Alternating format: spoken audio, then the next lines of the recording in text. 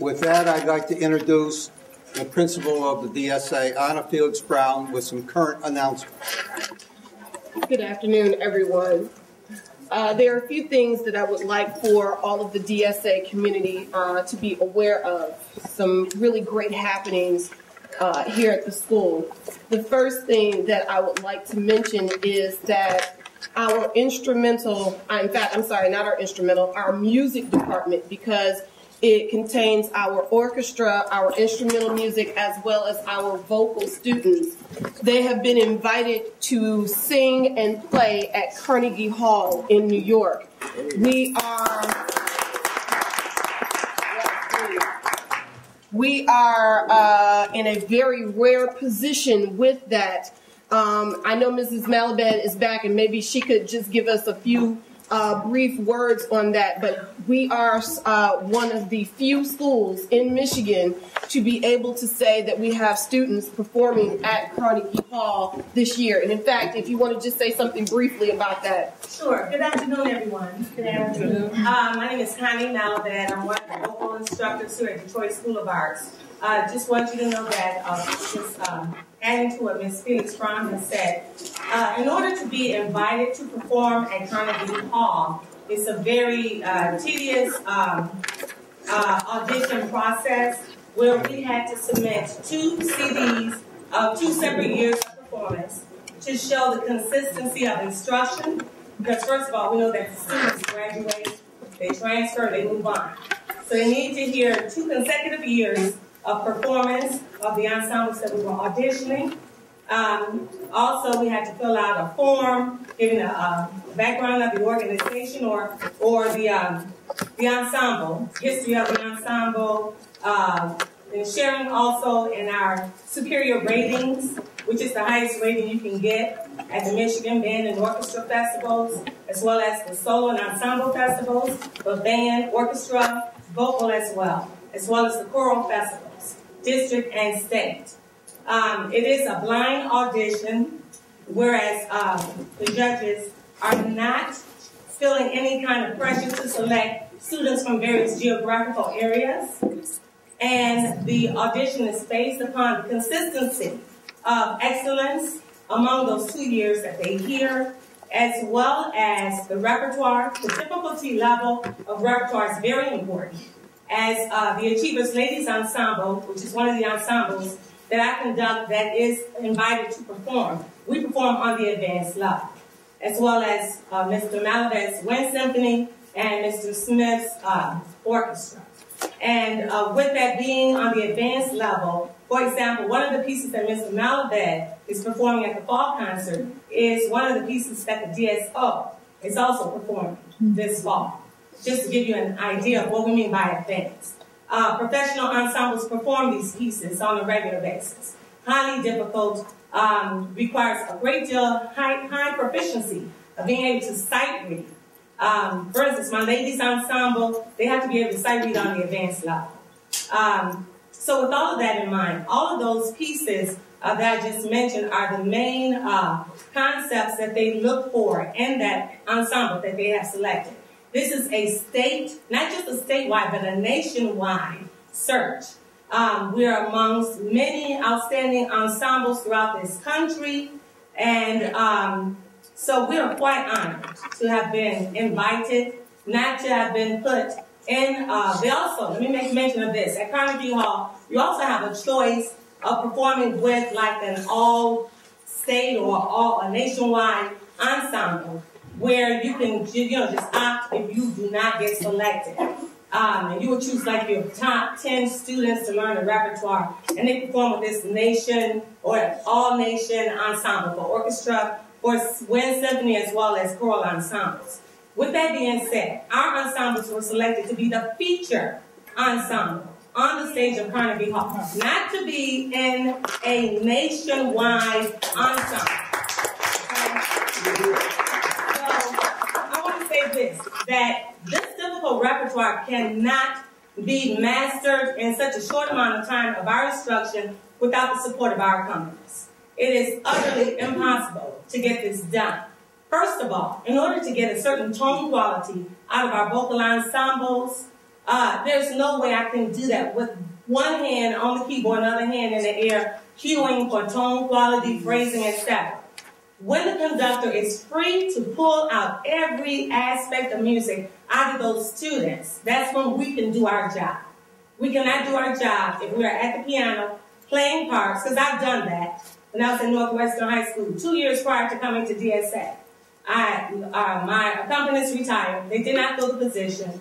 And every time I got ready for a festival, I had to pay out of my pocket in order for my students to participate at festivals for an accompanist, to accompany my students at festivals. Then a week prior to festivals, I had to get them to regroup on what these different cues I'm giving them as we prepared for festival. Mind you, with all of that in mind, still, our students still receive superior ratings. Not because there just wasn't an accompanist and I'm just this great teacher, but because of the skills that we instill in them, what we pull out of them. So getting back to the subject of Carnegie Hall, again, to prepare for such an event as this, and our orchestra and band, they're going in March. Our Achievers Ladies Ensemble is going in April. We cannot prepare our students on such a high, efficient level of advanced music without the support of our accompanists. That is giving them coaching in their instruments, helping them with their sight reading, especially when we do sectional rehearsals. For instance, when I take all the sopranos and Mr. Rush takes all of the altos, and we drill and we work on those different intricate levels of their musicianship.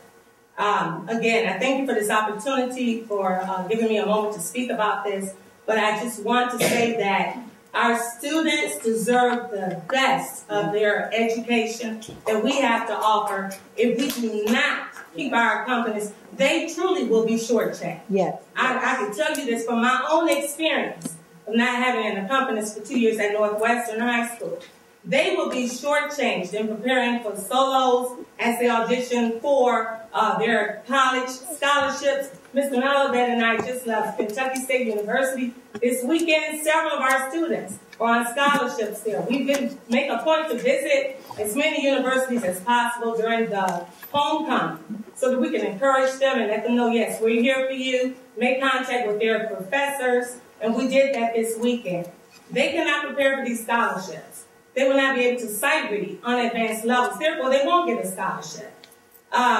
There are other things that we also prepare for, but I won't belabor the time here because I know that time is very sensitive here.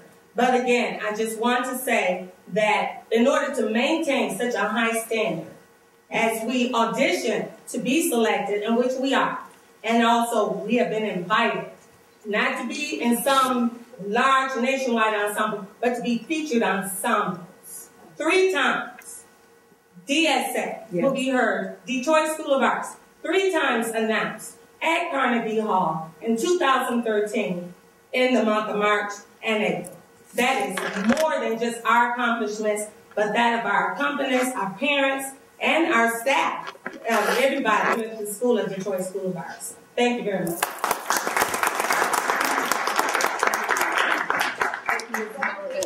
I also do want to mention that Mrs. Malabed and her Ladies Achievers will be taping. Ms. Malabed, what are you taping? What are we taping for? We're taping for a nationwide show through Tim Janis, who is internationally renowned accompanist as well as conductor and composer. This is called Celebrate America. We've done it before on PBS. Okay. And I'll let you know when it will be aired. We will be taping on October 25th, but it won't be aired until March. Okay. We've done it also 2 years ago. Excellent. Thank you. And so we will be having that as well. Also, one other thing that I would like to mention in terms of district-wide, it kind of is leading me into our progressing toward our goals for the 2012-2013 year. DSA is currently 4th in the district in terms of attendance. Yeah. 98%. We are doing what is necessary to get students in class. They are coming to school and they are being educated. And so currently we are in fourth place in the district. Our attendance is at 98%. I think that's it for me in terms of wanting to make announcements to the DSA community. Did I miss anything? I know a couple of my other art teachers are here. Anything I'm missing? I'm glad to address the panel. Oh, okay. We'll address the panel at another time. I was just trying to make announcements about DSA. Thank you. Thanks. The next item on the agenda is the approval of the minutes of 9/17/12. Mr. Chairman, I would move that the minutes of 9/17/12 that have been previously distributed be approved by the council. I support that. Any discussion? Second. Moved by Glenda, supported by Jim Kelly. All in favor say aye. Aye. All opposed? Motion carries unanimously. The next item on the agenda is the progress of the DSA Governing Council, its goals and objectives. The first item is developing our own vision statement. Elizabeth would like to discuss that or share that with you all. What I'd like to talk about with the Governing Council is the idea of developing a vision statement that we can all approve, that our vision would fall into 3 categories, working to provide opportunities for youth development during the school day and after the school day and during the summer, working to transform teaching and learning opportunities, making it possible for our teachers to teach as effectively as possible, working on, for example, trying to achieve smaller class sizes, working on trying to provide resources for the classroom and opportunities for professional learning for the teachers, providing them with assistance where possible, whether in the form of accompanists or teaching aides or teaching fellows who can support them, and also providing more learning opportunities for our students. And then the third category is actually strengthening school resources via building community partnerships and other kinds of opportunities, and also through fundraising. And I'm going to be addressing some fundraising initiatives, and I have a document for you all to approve. But with your permission, I'd like to work on developing that vision statement and bring it to the council for approval or for discussion and possible approval at the next meeting. Any comments? Are there other categories we should be inserting into that vision statement? So it's focusing on our youth, on teaching and learning opportunities, and on school resources. Lester, any comments? James? Glenda? I don't have any additional categories, but I guess I would want to make certain that we're agreed that this vision really is going to be aspirational, and we recognize that it will take some time to achieve it, but that it will be really looking forward. And with that comment, I would like to suggest that we take the DPS goals we were presented with at the the Detroit Rising goals, but from DPS that we were presented at the board training sessions, and we were sent in an email, and that we actually ratchet up those goals so that we add to it more than simply raising test scores, but actually think about other kinds of ways that we can show that we're making a difference and really trying to improve opportunities for kids to learn at this school. Would anyone object to me actually proposing some higher goals than those? I just want to make sure that we still include the arts in that. Yeah, absolutely, right. So that's part of youth development and teaching and learning. Right, as long as it's still reflected equally as well, so they can see it as an equal part. Exactly, right. And in fact, I think that's a really good idea that the goals that have been given to us,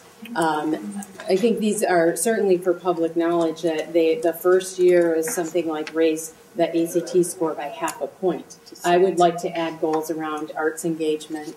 Maybe we should have 2 performances at Carnegie Hall a year instead of only, one. Not only one, of course, with Malibet, but that we actually build in some arts goals so that we have our own standards instead of having them set them for us. Does that sound reasonable? It's often the case that organizations will have a mission statement and a vision statement. That's right. And I was wondering if we wanted to, or do we have an articulated mission statement? DSA has a state. DSA does, yes. Yeah. We might want to take a look at that so that the vision statement sort of morphs out of The mission. yes. Okay. So with that, we'll ask Ms. Felix Brown to provide us with a copy of that mission statement, and then I'll volunteer to work on a draft of a vision that accompanies the mission statement, and I'll bring it to the council. It will be a draft, so it won't be perfect for our next meeting. Does that sound okay? Jim, do you want to add anything? No, I think it's great. The first 2 or 3 months, it's been clearly a matter of getting our feet in the ground and getting started under a rapid DPS schedule we had no control over at all. So it is very important to take a deep breath and look out beyond the current activities on what our goals are. I think that it would be important to build a process in which that draft is reviewed and considered by the members of the DSA community, particularly the teachers, who have a major professional stake in the school and their the goals and aspirations for the school. And having said that, my experience is that this is best thought of not as a one-time drill where we end up with a document, but as a vehicle for communication, and that we work our way toward an agreement. And when we get it, we work at it for a little while, and then we come back and we relook at it, and as opposed to comment on to see how we're doing against it. So I think I view it as content to develop, but as a vehicle for communications about the mission and goals. And a benchmark. Well, I mean, we'll have benchmarks in it. Right. I really like that idea, and I could add to this initial draft a recommended process. For example, I think that we could take this to the Parent and Student Advisory Committee, have the Parent-Student Committee review it, the LSCO could review it, the Academic Advisory Committee, the Arts and Cultural Advisory Committee. So we have a variety of different groups looking at it. So it won't be that we will approve it per se, but we'll approve it as a first draft to go out. Does that sound reasonable? That sounds reasonable. Okay, great. Mr. Chairman, may I digress just for a minute back to the announcement about the ensembles from the DSA performing at Carnegie Hall? I would like to propose a resolution on the part of this board to congratulate the teachers and the students who rose to the highest level of musical accomplishment in order to play in one of the most prestigious and premier concert halls in the world. I think that is something that is very extraordinary. Our ensembles at the University of Michigan applied and competed for years to perform at Carnegie Hall, and it only happened just recently. And to think that high school with this level of talent and on the parts of the teachers and the students could raise their proficiency and their skills to such a level that they would be invited to play in this hall is something that I think we should communicate widely about, provide as much publicity and public announcement about as possible. I second that. Second. Third it. It's been supported. Let's take a vote. All in favor? Aye. I'd be happy to draw that up as a resolution and to present it to the board at the next meeting. And include in your language a lot of those flowers and uplift language. And could we request, Ms. Malibet, would you provide information that we could start to put in press releases? Yes, I can do that for you. Thank you. Since we've returned to that topic, being the practical person, I guess I would like to know how's this project funded, and what requests might come for support? May I ask for support? Ms. Malibet? I don't know. To ask you, is that question directed to me? Well, Funding, I can answer that. Oh, certainly. First of all, it's through our fundraising, lots of prayers, parents. We also pull in a lot of our churches that students are part of. We are planning now a lot of concerts where we will be presenting concerts at different students' churches, receiving free will offerings. That's pretty much how we do it. We also are looking at the foundation within Detroit Public Schools, see if they can help us in providing funds for our transportation. And if you have any other suggestions, or I'm sure that we have lots of resources. We'd like to offer those resources to us, and how we can, receive even more funding. We would truly appreciate it. About how many students will be involved? Between the band and orchestra, I think it's about 100 students. And with women, the Achievers Ladies Ensemble is 30 young ladies. So it's a total of more or less 130 students. And how many days of travel? It's a 4-day trip. I don't know all the details for band and orchestra, but for our trip in April, it is 4 days. It's from April 24th through the 28th. And one of the days is set aside for rehearsal, sound checks, and then the performance is on that Sunday, April 28th. And then we'll be on our way home later that evening, April 28th. Thank you. So could I request that you work with Ms. Felix Brown to develop a budget for the experience and share that with us? Sure. And in fact, the organization that we're working with is, they changed their name, but it's part of the Heritage Festivals. They've already set a budget up for us, so everything is already broken down as far as how much money is due by certain dates, how much is required per student, so I can share that with Ms. Felix Brown. Sure. Thank you. Okay. And if you don't mind, I just wanted to reiterate that there are 3 separate performances for Detroit students. Right. And choral music is one of them. Choral music is one, the other one is one symphony, and the other one is orchestra. Mm-hmm. Yep, my son is he's in the wind symphony, and according to Mr. Malabed, the cost is about roughly $725, and about a $225 deposit is due late November for the band. $750 per student. About $725 per student. Mm-hmm. Deposit roughly about $225 is due around the end of November. Any other questions? So if a student's parents are responsible pretty much for finding $750, or there'll be some group fundraising Well, they're going to be activities. fundraising, but this is really early. We just got news of it this past week. Right, okay, so this is all to be worked out. Yes. But the cost would be about $750 Somewhere, $725 per student in round numbers. Well, that's for the band. Right. Round numbers, that's for band. That's for band. The Achievers Ladies Ensemble, we're looking now at about $900 per student. The larger the ensemble, the less. That's right. So, in that budget, could you break that out so that we know, we know total amounts, and then also we can think about? I think that'll be helpful. Thank you. Speaking of budgets. Does anyone have any more comments regarding Elizabeth's presentation regarding the vision statement? With that, we will move on to the next item on the agenda, which is the finalizing the school's operating budget. I wish I had all the answers, but I don't. So let me tell you how this budget process evolved and where I think we are.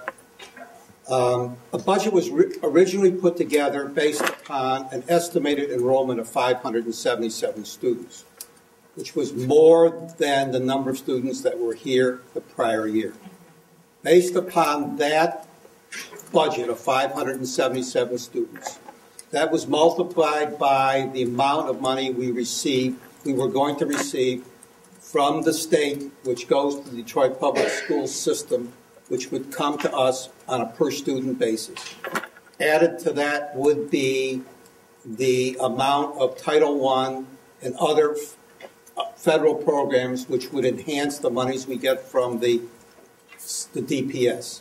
Subtracted from that are the debt service on the obligations of the city of Detroit, the cost to run Doug Ross's office, which is the supervisor of the 9 schools, and central service. That left us X amount of dollars, which we thought was woefully inadequate. And after much arm twisting, we were able to convince DPS to give us an additional $1.5 million to raise our budget bottom line. So that was the preliminary budget that was put together. You all know that the final budget is really based upon full-time students' attendance. That period has expired. They are now revising the budget based upon 610 students. Our enrollment's about 609. We're using 610 students. We're going to multiply the 610 students again by the amount that we get from the state to DPS is X amount of dollars. Add to that the amount of federal funds, which are Title I and Title II funds, and subtract from that obligations of the debt service, Doug Ross's office, and central service, and come up with a revised budget. We do not yet have a final number of what that budget is. And unfortunately, DPS, and I mean this sincerely, makes unilateral decisions where they think this budget is without allowing us input on trying to reallocate funds from central service or other categories that we can use which are more appropriate for this school. For example, this school is charged $27,000 out of central service for athletics. We really don't have an athletic program. So we're trying to move that money to a more appropriate category.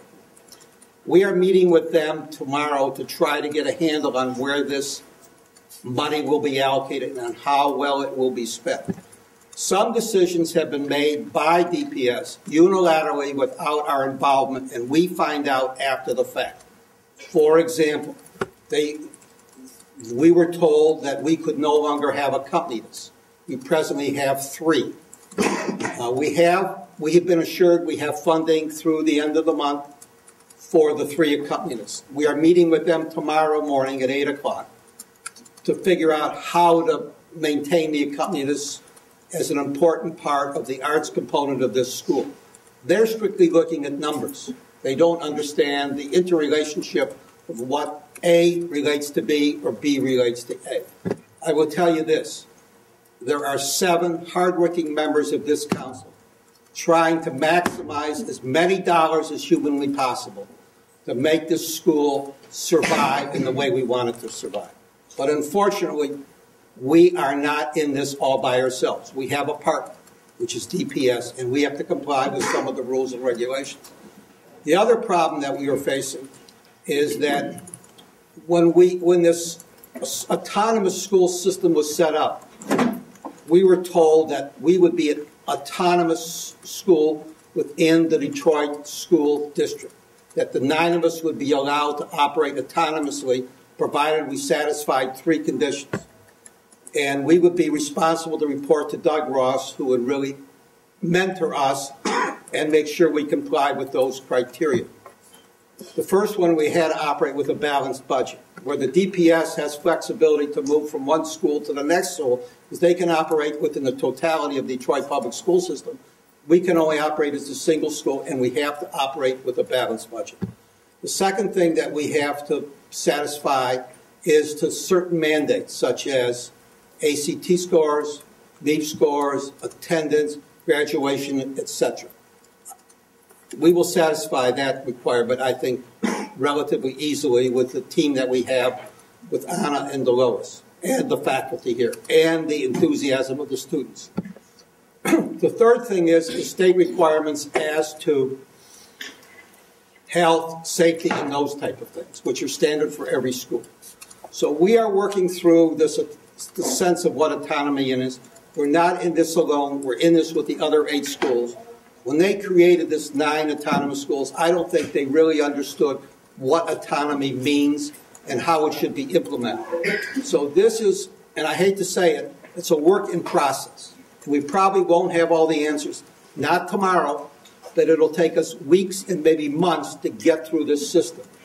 All I can tell you is we are committed to make this work.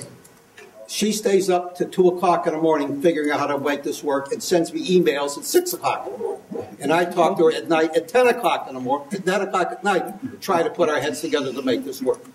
We're here to make it work. But some of these things are out of our hands, and they act unilaterally without discussing this with us. That's all I can tell you. We're on your side. We're committed to make this work. I can't answer any more specifics about the budget. If you have questions and answers, we will try to do our best, but that's kind of where we are on the whole sense of the budget. One other piece of information. Unfortunately, unbeknownst to us, and I mean us, which is the governing council and the principal, somehow a budget was released. And we don't know from who or how it was released. We have never seen this before. I received it 20 minutes ago, and I'm going to discuss this tomorrow with the powers to be at DPS, Doug Ross's office, of what these categories mean, how it's designated, where the money goes, what charter means. This is not a charter school. They did things unilaterally. They did it to everybody in these 9 school districts. We were not picked on by ourselves.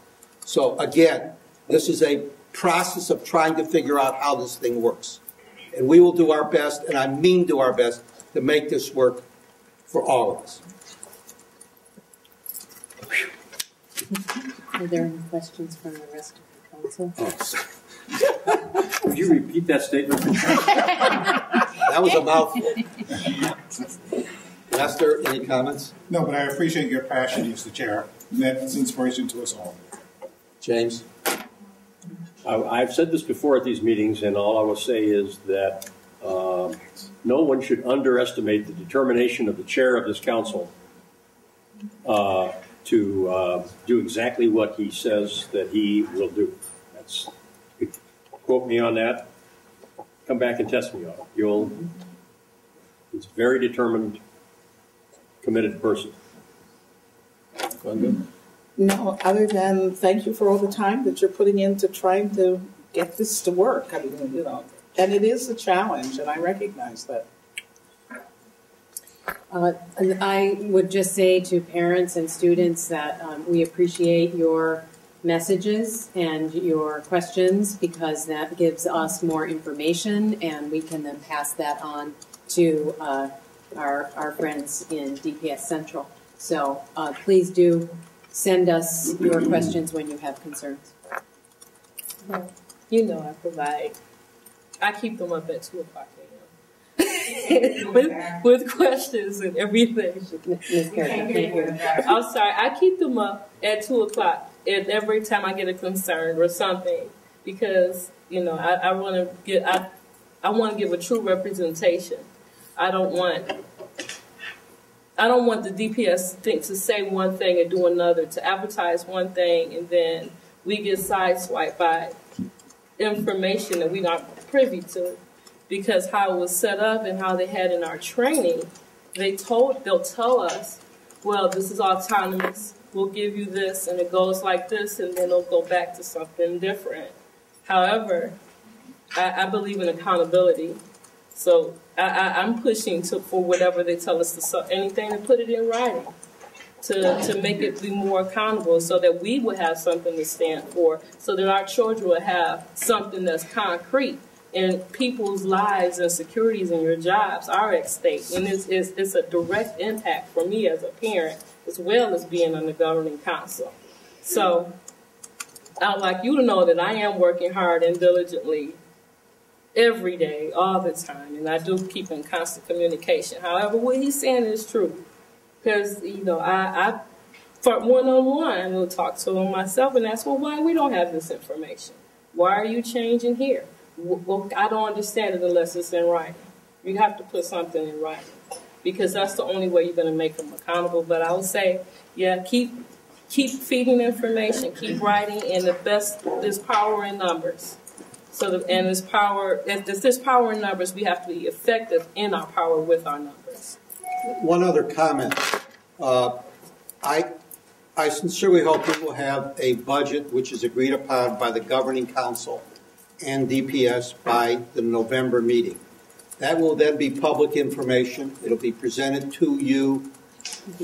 It'll be posted, and then we will vote on it collectively as the Governing Council to adopt a budget, which will again be the budget on a transition period.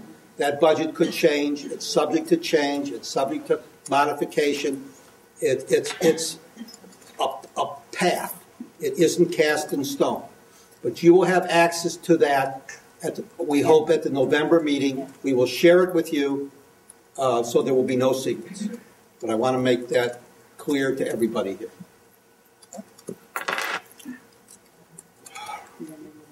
The next item is strengthening and building community partnerships. Well, I can be very brief on this. I just wanted to report on a few things that we've been doing to try to both build on existing community partnerships and try to build new ones. And I don't want to steal Ms. Brown's thunder, so if I am, you can just yell at me. Ms. Brown and I met with a representative from the Stratford Shakespeare Festival, and they will be offering teacher professional development in November. And we're meeting right after that to talk about building a residency program here on the site of DSA. They do all sorts of wonderful things, and maybe Ms. Brown will want to talk more about that in terms of academic goals. At that same meeting and with Mr. Wood, I've talked about a relationship with Puabic. He already does a great deal of work with Puabic, and we're talking about starting to try to do some grant writing with them to bring additional pottery kinds of workshops into the school. Stuart has been working diligently with the DSO to start to make arrangements for different opportunities for our students here, and also with Sphinx. I'm not quite sure where that's a work in progress as Correct. Well, but we're trying to do some interesting partnerships with Sphinx. We are in process with Mosaic Youth Theater and Mr. Nolan. I don't know if Mr. Nolan's here tonight, but he's helped to work on a technical stagecraft class that we're hoping to be able to offer in what we call the 9th hour. And we're right now in conversation with Wayne State to bring in some of their programs as well. So, and one particular focus for Wayne State we're hoping to build is one to help enhance our world languages offerings. So I know that our world languages teachers will be happy about that. Maybe we can even think about some ways to offer something more than just Spanish. So those are some of the partnerships that we're working on, and I know some of those. When we get down to the Arts and Cultural Committee, you'll have some of that. Some to add. Great. So any other kinds of community partnerships that people want to suggest, we're certainly open to trying to help make those connections, build those relationships, and continue to flood the school with great things without driving Ms. Brown and Ms. Fryzak crazy as they have to try to organize all those great things. So. I might point out that there are a number of faculty and others at the University of Michigan in Ann Arbor who are eager to work with DSA, but we need to do that in consultation with the teachers to determine exactly what they would like to see come. At the university, we have our Center for Educational Outreach, which coordinates a lot of faculty, community, school partnerships, and once we get that in place, I think we can reap the benefits of that. Speaking of Stratford, we are actually working with the Royal Shakespeare Company from the UK to come to do residencies at the University of Michigan in future years. I would very much like to see the DSA Theater Drama Department very much involved with that. In fact, I just talked to someone from the theater department today about that very thing. And also, I believe, Ms. Brown, that you have an appointment soon with Nick Collins from the Center for Educational Outreach. So that is underway. Thank you. Do you want to talk about the Oh, and Mr. Demtrall is working with a fellow by the name of Kim Eagle, physician and medical researcher at the University of Michigan, to work on a health and nutrition program to incorporate into the health classes. So we're going great guns, both academic and arts kinds of programming. Any comments, questions? Moving on to the next item, fundraising for supplemental activities. So this, I'm sorry, I've lost my document. This relates to a document I passed around to the governing council members, a plan for recruiting funds, and I'd like to make a public thank you to Joseph Sakawi. Where is he? I know he's there somewhere. There he is, a member of our development team at the University of Michigan. The University of Michigan is actually contributing fundraising staff time and expertise to fundraising efforts for the Detroit School of Arts. All of the funds will go into the Detroit School of Arts to the work here. And this Excuse me. I want to reiterate one thing, which is very, very, very important. Any outside funds that we solicit and receive will never go to DPS. That's right. They will go to a segregated fund at the University of Michigan. Or the DPS Foundation. Or the DPS, I apologize, or the DPS Foundation, which will be available only for this school, always for specific programs, and will not fund any obligation of DPS as relates to this school. That's the commitment we've made when we request funds because of the unhappiness and frustration with most institutions that have done business with DPS in the past. Right. So we've emphasized, that's why the agenda item says for supplemental activities. And so this is a proposal to support basically the three areas I talked about under our vision statement, fundraising in support of youth in the DSA community around arts and community engagement and youth development activities, in support of teachers at the Detroit School of Arts around curriculum development and teacher professional development, and then finally in support of enhancing the school for our students and teachers in terms of resource staffing, so staffing things like tech support, AV support, broadcast work, resources themselves. So, you know, I asked Mr. Demtrall actually to give me a list of supplies needed for physical education because that budget is inadequate. And so we're thinking about how we can work on that. We're already launching a fundraiser to try to supply books for the library and so on. So we have a list of things there. And then we're also really working on, although this is a harder nut to crack, improving students' access to safe and reliable transportation. So this is a proposal that I'd like to ask the Governing Council to consider and to offer feedback on, and we can continue to tweak this or approve it today, and that will allow us to, we've already started some of these fundraising efforts, obviously, but it'll allow us to continue that work and ensure that the funds that we raise will go to the kinds of things that we think are needed here at DSA. Has everybody had an opportunity to review it, look at it? Yes. Any comments? Again, Lester? James? I have two comments. One, I think it's excellent that we have a big picture view of the broad range of things that we would, to use your word, aspirationally, that we want to seek. And one of the things that members of the Governing Council can do is to help identify potential sources that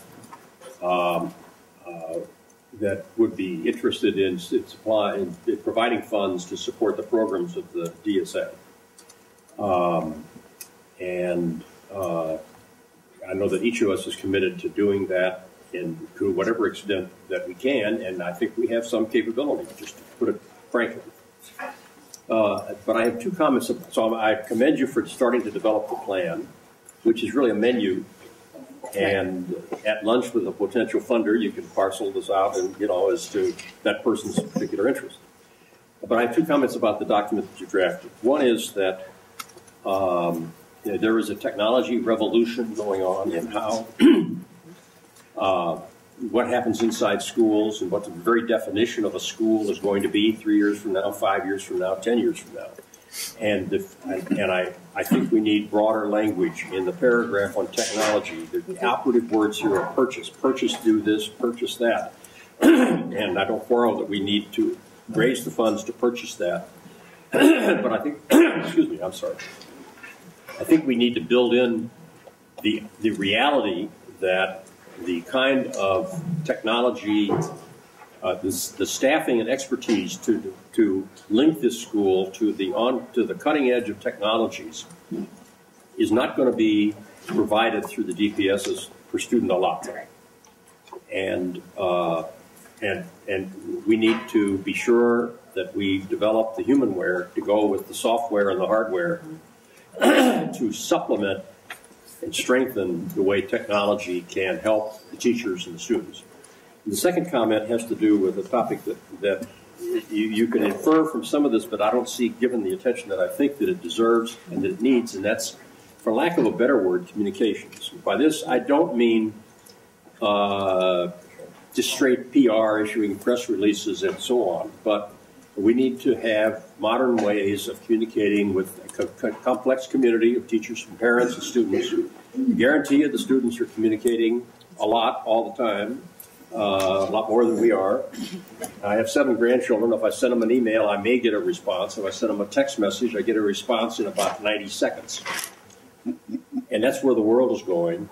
And so communication needs to be thought of broadly, but in particular, it needs to be thought of in a school in which the performance of kids is all important and needs the performance itself, the capacity to perform, the skill of performing needs visibility. And we need to brag. If you want to put it in old Irish political language, we need bragging money here. Because if it's true, it ain't bragging. It's true. So this will help recruit students. It will help faculty in their advancement of students' interests. It will help the career development of students. It will help the college placement of students and placement in the arts organizations. We need to communicate with a variety of kinds of places, not just the local newspapers, but places that would be advantageous for the students of the school as they move out into the world beyond when they graduate. So sorry about the speech, but this is a whole category that I think we need to find the money to start to work on. So given those 2 comments, I'm going to highlight more under resource staffing, the point that we really need to work on school staffing in all of these areas. I'll try to underscore that, and then I'm going to add a communications and public relations bullet, probably under that, in support of enhancing the school. Does that seem appropriate? I don't want to wordsmith here at all. You don't care where it goes, as long as it's there. I don't care where it goes. Yeah. Sideways Great. on the 3rd sheet. But Great. Perfect. I'd like to see it in. I'll draw it in. And the word publicity, it doesn't, forgive me, I think does a disservice to what I mean. We have to have a communication strategy to let a lot of folks who don't know about us know about us and learn about our teachers and our students. Right, I wrote it down as communications and public relations, because I do think it is about public relations, not publicity, but public relations. Yeah. Along those same lines, I'm curious about how large instruments, equipment like this, how is it scheduled for replacement? And it isn't. Huh? There is no money in the budget for CapEx. Okay, so with that in mind, I think we need to add a category for that. I mean, string basses, tubas, and so forth are very expensive instruments, and many times owned by the institution. So I have musical instruments and different kinds of technology tools under resources, but we can pull those out if I mean, this is really our working document, but I think it could be useful to have, so that, as you said, we have a menu. So we could pull it out, maybe make some bullet points and underscore and to give examples so that people aren't giving us piccolos instead of tubas. Yeah, that's right. Oh, okay. Piccolos are important though. I do. I know. I'm a flute player. Come on. But when we need it to, we need it to. Yeah. And then more. James, did you hear? Oh, I was going to say Anna was there, and I didn't know if she wanted to. Well, Elizabeth stated it for us already. There is not money in the budget to replace the lights. The lights are very expensive. We are actually running out of lights in the auditorium. They're going by the minute, and they need to be replaced. So it is something that we do need to begin thinking about. Glenda? I don't have any problems with anything that's here, but for me, there's a piece that is missing. I think it's very important for students to be able to participate in competitions and travel. And I think that those activities are worth highlighting because, you know, we just heard about going to Carnegie Hall, but there are a host of competitions. There are a host of travel opportunities that students learn from and are excited about, and they require money and significant dollars. And I think that if we are talking about putting together a comprehensive plan for recruiting funds, then we can't miss that one. That's a great addition. So I'm going to put it down as auditions, competitions, and associated travel, or something like that. Right. Right. No, because you it's can't true. go to festivals without an accompaniment. Right. You want to make a comment about the things that you... Yeah. I mean, then that would, of course, include the teachers and the people who have to accompany them. That's what it needs to highlight. Right. Yes. And may I just underscore that next week, our English teacher, Ms. Johnson, will be taking students to the Bonsdale Theater, and we will be walking as a result of just making certain that students are making it to that activity. They'll be going to view a Shakespeare play, and so just to highlight the need for that, I would love to use that as an example of what is needed for the students. That's a great example. I'm sorry, where did you say you're going? The Bonsdale Theater. You know what's really helpful is to get examples of things like that either you had to compromise something or couldn't go at all because of lack of travel. Okay. Right? I think that would be really helpful. Yeah, that's my only comment. Dee, do you have any comments? Well, I already interjected. Okay, so conceptually, is there a motion to adopt the concept with Elizabeth refining it, encompassing the points that were well made by various... I move that. Is there a motion? Second. All in favor, say aye. Aye. All opposed? Motion carries. So we will have something for next month's agenda. Right.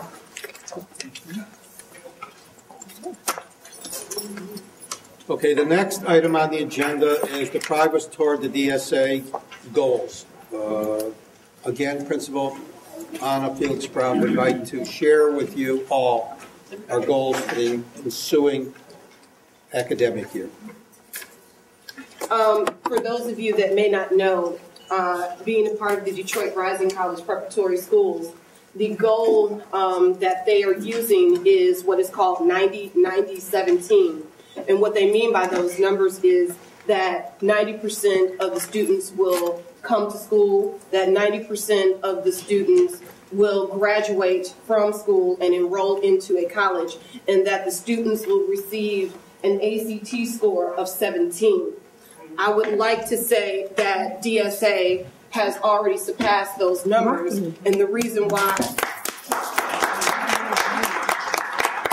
I mentioned to you in terms of if you are looking at your agenda, due to the hard work of our attendance agent, Monica Drake Howard, and I would really also love to highlight my assistant principal, Ms. Delois Fryzak, based on the teachers, their hard work, students, and the parents.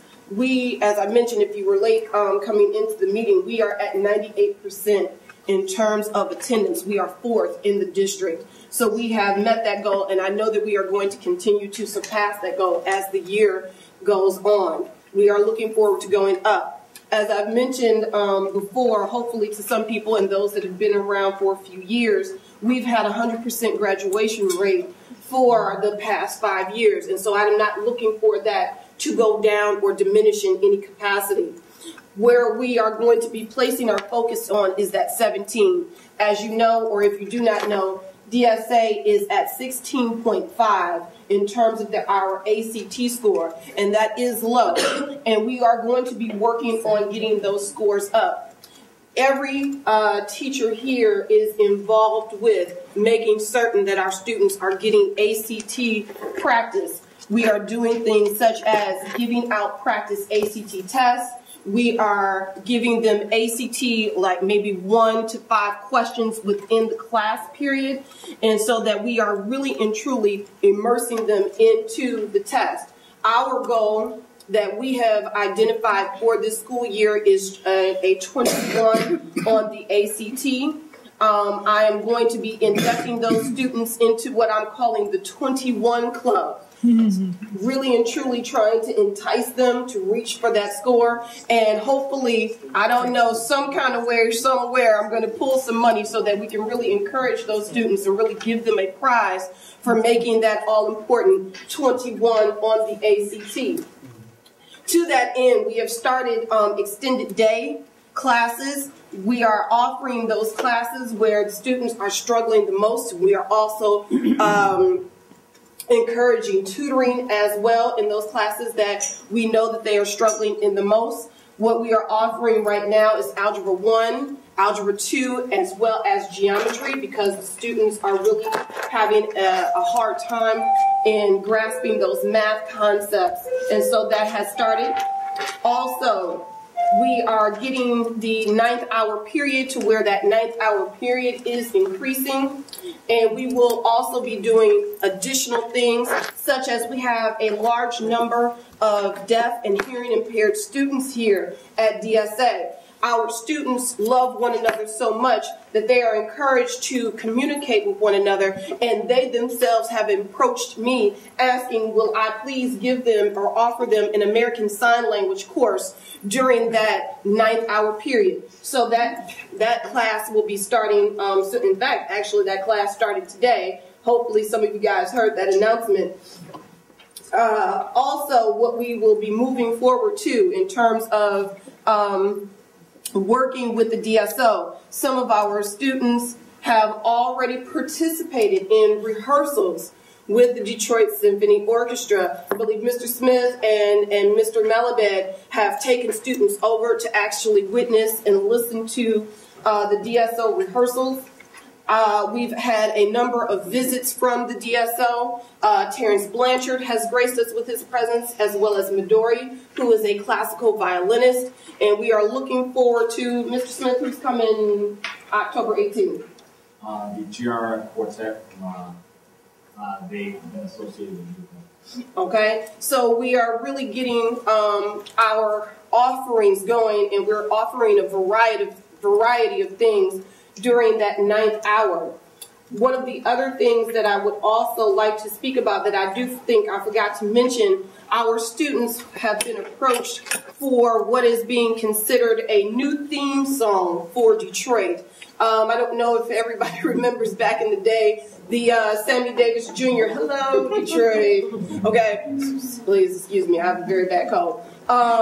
We are going to be working with Jerry Zanka, who is creating a new theme song for Detroit called Light Up Detroit. And he is utilizing every single art that DSA has to offer. So the dancers, the vocalists, the instrumentalists, even the visual artists are involved in creating this. And we are hoping that this will be something that really brings Detroit forward. It will be known that DSA students were the ones who participated in this and got this going. Also, for the year, in terms of a goal, we are looking for really making certain that our arts is not in combat with our academics, that we are truly integrating the arts into our academic classes. And I have a wonderful presentation that will happen later. I won't pull them forward just yet, where we have been working with our visual arts teacher as well as our physics teacher, creating and really utilizing art to help foster real and true knowledge into our physics classes. And you'll hear from Mr. Halke and Mr. Wood in just a few moments. In terms of staffing and scheduling, we know that we've had an issue with our staffing, and our scheduling has been fine, but in terms of staffing our classes, there are classes that have too many students in them. Based on our budget, the strict confines of our budget, Ms. Ryzak and I will be doing a little overhaul of the schedule so that we can try and alleviate some of those classes where we are seriously looking at 43 students in a class. We know that that is a challenge. We are not trying to kill our teachers. We were hoping that we would get some relief, but that relief may not be coming, so we will take matters into our own hands. In terms of organizing professional learning opportunities for teachers and school leaders, we've been meeting every other week in departmental meetings, and we've been revamping our curriculum that is given here at DSA. And I do believe that we are moving forward in that goal.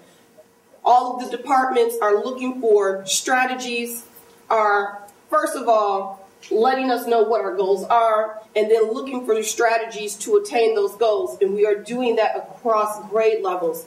And I also want to say that the art teachers are really going forward with that and helping us out, because even the art teachers are sitting with those academic teachers, and they are making certain that they are lending their skill set to make certain that we are moving forward as a staff. So I want to commend the art teachers for really doing that and stepping up to the plate, because I do believe that we are moving forward, and I do believe that we will see gains when it is time for testing.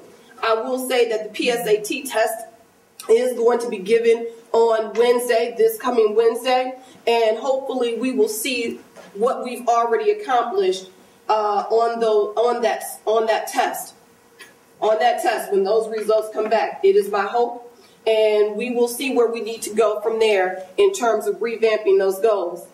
In terms of launching the attendance and the dress code policies, again, I cannot stress to you enough that I'm extremely happy that we are in 4th place in the district in terms of students and their attendance.